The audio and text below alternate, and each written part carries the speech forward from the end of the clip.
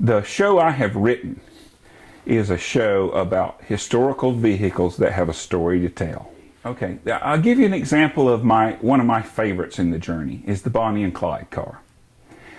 Built in 1934, stolen by Bonnie and Clyde in, I believe it was Missouri.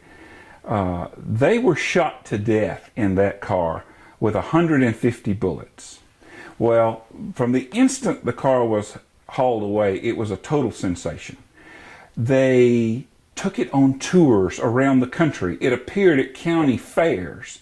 You could sit in the car for $1. Casino, and the car is still exactly the way it was all those years ago. It hasn't been changed, it hasn't been painted, it hasn't been nothing.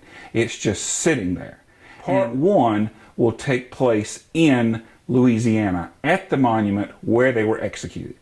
Part two will take place at the casino where I've already got permission from the two women that oversee the car to film it inside the glass cage it is in. It is literally inside of a glass box. The Rocket Man story is the president of the Antique Oldsmobile Club of America. He has a 6,000 square foot barn down in Arizona, Chino Valley, Arizona. The fastest boat on the road was the advertising campaign for the Amphicar.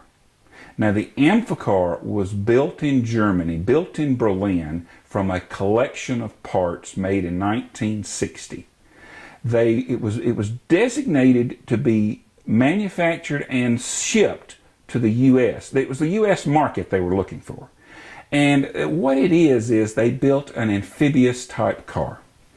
It could glide across the lake because it had two small nylon propellers and was waterworthy or whatever. And it also would run, they claimed it would run 70 miles an hour and do 7 knots. So they called it the 770. Well, it hardly will run 70 miles an hour on the road.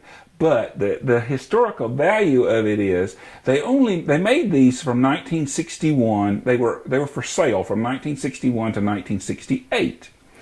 There's only a few of them. They didn't sell very well at the time, and now the price of them has just went absolutely through the roof.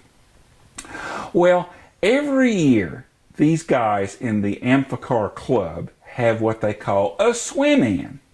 And a swim-in is a car show where they all get these cars out on the lake and putter around in them, like dozens of them out on the lake, just swimming around.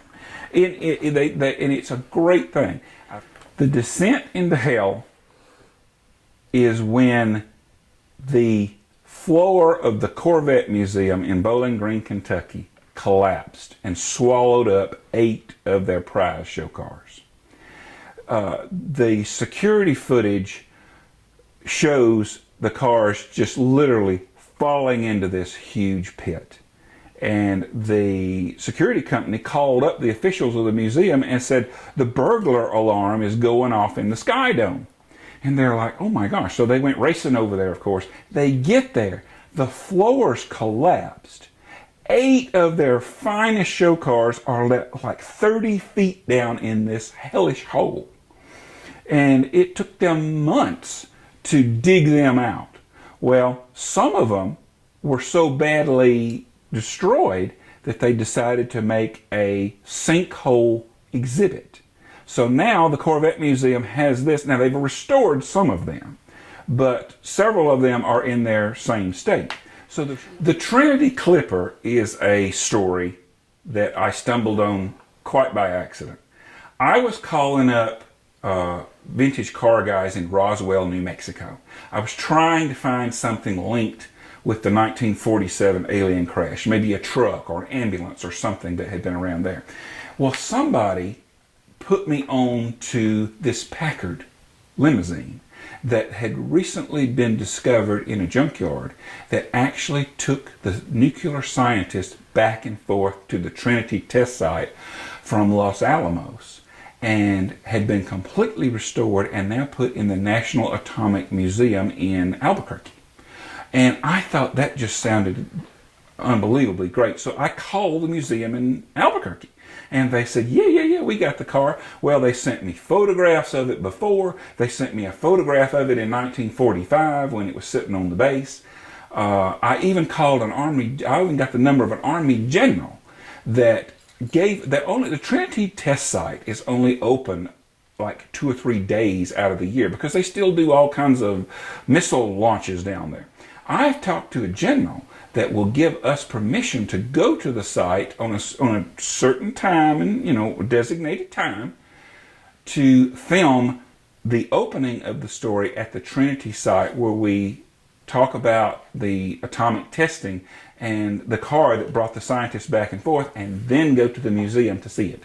And I also have a guy in Albuquerque that has 2 Packards that's going to have them on hand for us to show, more stuff on Packards. The Mystery of the Living Dead Le Mans will be shot in the cemetery just outside Pittsburgh where George Romero filmed Night of the Living Dead. The movie was filmed in black and white originally, then over the decades colorized 3 different times. Once the colorization showed the car blue, once in a hideous yellow, another time in a bright flame red. All 3 were wrong. The mystery for years, especially to car fans and the movie buffs, was what color was the car really? Well, it was discovered the car was palmetto green because the car belonged to the people on the set and it was wrecked 2 days after filming. Well, that's when they redid the film and added the footage of it crashing into the tree. They just parked it beside the tree and act like it crashed into the tree. Well, the car is gone now. But the Le Mans was the GTO. So the Flying Tea Kettle is about the Stanley steamer. Steam cars, hardly anybody knows this. The first steam car was built during the Civil War in 1860. Steam was the way of the Industrial Revolution. Stanley steamer, everybody wants to call it Stanley steamer, and that's what they call the cars, but technically it was the Stanley Automobile Company. That was the true name. And the Flying Tea Kettle is about the Stanley steamer. Steam cars, hardly anybody knows this. The first steam car was built during the Civil War in 1860. Steam was the way of the Industrial Revolution.